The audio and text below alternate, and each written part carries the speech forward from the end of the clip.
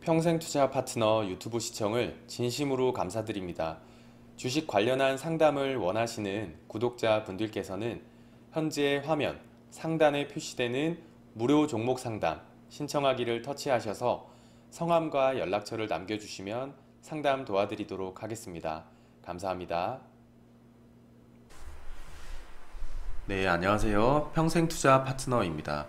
네, 오늘은 2018년도 7월 30일 네, 오늘은 월요일입니다. 자, 주말 다들 잘 보내셨나요? 벌써 7월 금방 가네요. 금방 가고 2018년도도 굉장히 좀 빨리 가는 느낌이 듭니다. 자, 오늘도 오전 시황 좀 한번 보고 넘어가도록 하겠습니다. 자, 오전 시황 제목 포기, 포기라는 이 주제로 저희가 글을 써드렸는데요. 한번 좀 보도록 하겠습니다. 자, 6월 중순부터 2차 하락을 보였던 우리 증시에 변화된 모습들이 조금씩 포착이 되고 있습니다. 좀 한 달 넘는 지수의 하락 강도가 슬슬 조금 더 이제 조금 약해지는 모습이다라는 건데요. 자, 이유가 뭘까 한번 생각을 해보면 개인 투자자들의 항복 선언으로 좀 보입니다. 최근 바이오와 어떤 남북 경협주들이 지수가 지금 밀리면서 하락의 가속도가 붙기 시작했고요. 결국 버티기 아니면 물타기의 한계가 나타나기 시작했다라는 겁니다.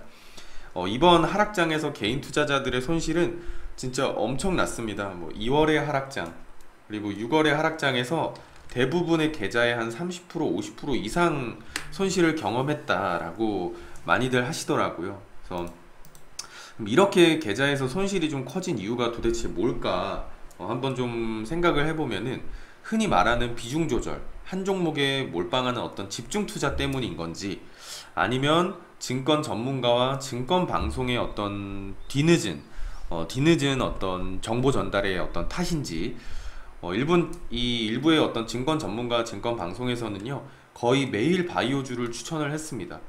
이미 고점을 형성한 바이오주는 당연히 상승이 아닌 하락이 진행되었겠죠. 당연히.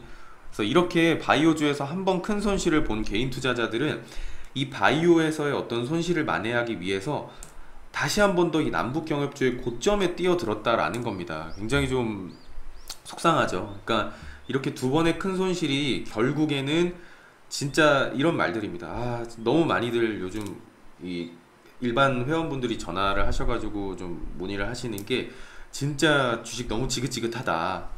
그리고 다시는 나 주식 안 한다. 주식은 나랑 좀 안 맞는 것 같다. 주식은 굉장히 위험했다. 라고 인식이 바뀌기 시작했습니다. 슬슬.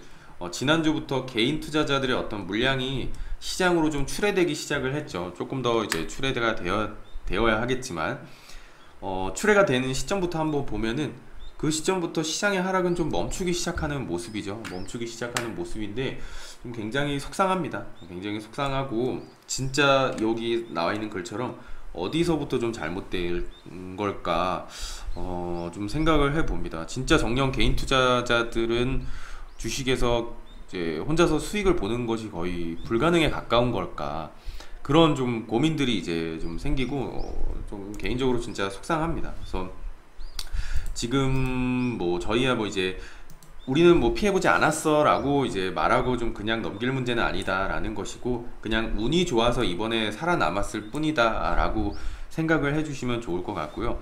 특히 주의해야 할 점, 누군가가 입에 거품을 물 정도로 좋다, 이거는 무조건 간다, 몇백 프로 예상한다 라고 굉장히 강조하고 강요한다라면 더욱더 조심할 필요가 있다라는 겁니다. 주식시장에서는 확실한 것은 없다 라는 것만이 확실하기 때문이다 라는 겁니다. 이 말을 좀 명심하셨으면 좋겠고요. 확신을 가지는 사람은 항상 피하십시오. 주식에 대한 어떤 무조건적인 확신, 종목 같은 거죠. 특히 종목 같은 거에서 이건 너무 좋다, 뭐 사업 구조가 너무 좋고 매출도 좋고 뭐 곧 외국인의 수급도 들어와서 지금 들어가야 된다 라는 것들, 너무 이제는 지긋지긋하시죠. 이런 멘트들 너무 뻔한 말들로 이제 현혹을 시키는 어떤 똑같은 어떤 패턴.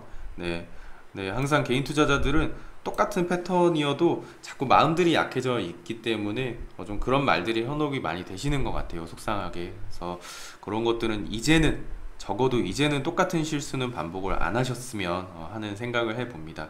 자, 코스피 뭐 아까 일간 차트 한번 볼게요. 2월 달에도 이렇게 큰 하락, 지금 최근 6월 달에도 한번 큰 하락해서, 자, 이때 이제 굉장히 개인 투자자들의 손실이 굉장히 막대했고, 자, 이때는 지금 이제 개인 투자자분들이 이 포기하는 단계가 슬슬 이제 심리적인 어떤 느낌이 온 것 같습니다. 느낌이 좀 온 것 같고, 자, 셀트리온도 이제 3월 달부터 그냥 쭉 하락을 했고요. 그렇죠? 현대건설 경협의 어떤 대장급이었던 이 현대건설도 최근에 굉장히 좀 많이 하락한 모습. 지금이야 뭐 좀 바닥을 다시 잡나라는 느낌은 들겠지만, 이때 샀던 사람들의 어떤 심리는 이미 지칠 대로 지쳤다라는 것입니다. 그래서 굉장히 요즘 많이들 좀 힘들어 하신다. 일반적으로 전화가 많이 오거든요. 많이 오면은 굉장히 많이 힘들어 하시더라고요, 일반 회원분들이. 그래서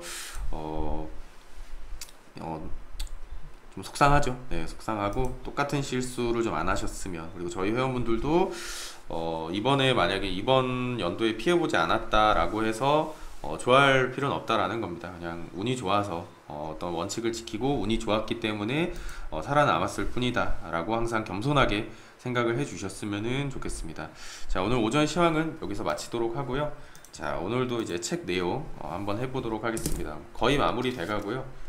자, 오늘의 책의 내용은, 이 큰 주제는 저번 시간에 말씀드렸던 어떤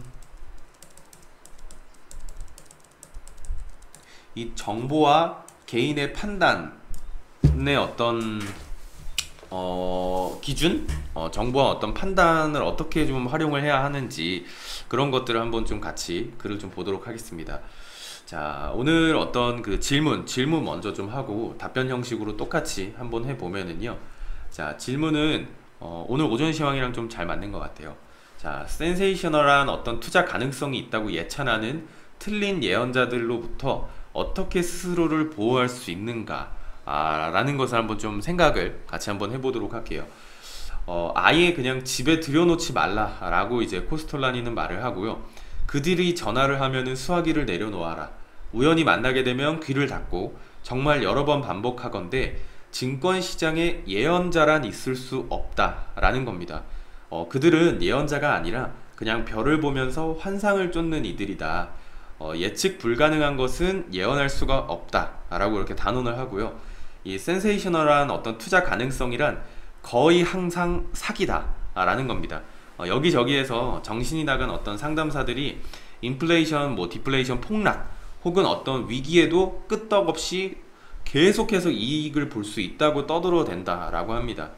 이때 이제 몰리에르의 말을 인용할 수밖에 없다 라고 하는데요. 이 코스톨라니가 대부분의 어떤 환자는 병 때문이 아니라 약 때문에 죽는다 라는 겁니다. 그러니까 약에 취해서 라고 좀 보면 좋을 것 같아요. 그러니까 주식도 똑같아요.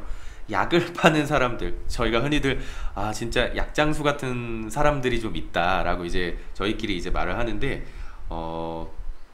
약을 어떤 팔게 되면 개인 투자자들은 그 약을 먹게 되죠. 그럼 그 약 때문에 계좌는 다 망가지고 피해를 보게 됩니다. 그래서 제가 아까 말씀드렸다시피 센세이셔널한 뭐 이건 무조건 간다, 이건 너무 좋아서 이건 뭐 200% 300% 이번 분기 뭐 한 몇 달만 이렇게 있으면은 좋은 호재가 막 터질 거다, 미리 정보를 입수했다, 지금 들어가야 된다, 어떤 그런 달콤한 약들, 굉장히 계좌를 치유해 줄 수 있을 것 같은 약들이죠. 하지만 그런 것들은 항상 거의 사기 라고 보시면 좋을 것 같습니다. 지금도 똑같고요. 이 코스톨라니가 책을 굉장히 옛날에 쓴 책이잖아요.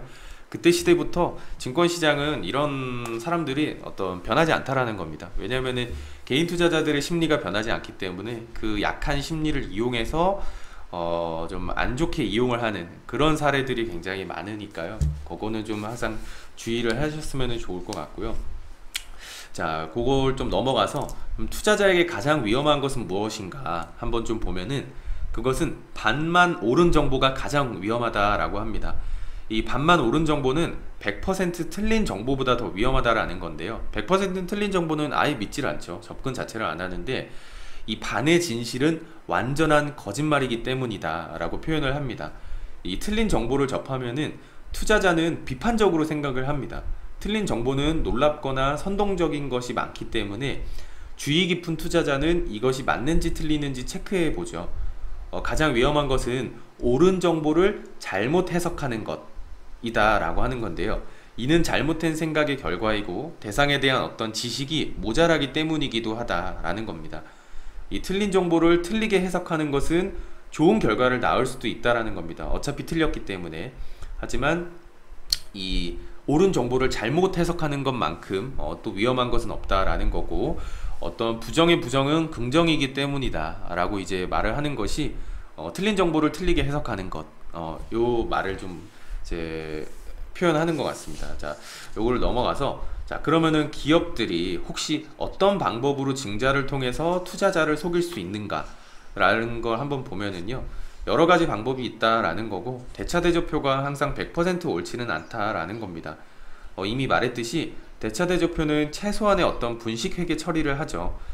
증자를 계획하고 있는 것은 기업이 어떤 대중에게 자사 주식을 매력적인 것으로 만들기 위해서 주식 시세를 끌어올린다라는 거고, 이런 조작은 항상 있었고 좀 앞으로도 있을 것이다 라고 코스톨라니는 말을 했습니다.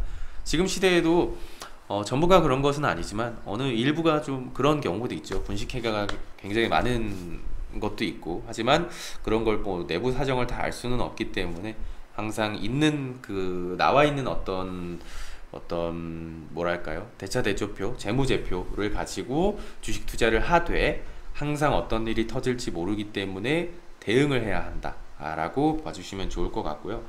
자, 다음 질문으로, 언론의 뉴스를 들을 때 투자자에게 가장 중요한 것은 무엇인가 라고 한번 좀 보면은, 이 모든 뉴스와 사건이 중요하다, 정치가의 말 한마디에서 추론을 이끌어낼 수 있고, 하지만 가장 중요한 것은 그 말, 뉴스, 사건 뒤에 숨겨진 어떤 진실이 무엇인지 알아내는 것이고, 그 사건의 결과가 무엇인지 예측하는 것이다 라는 거고요.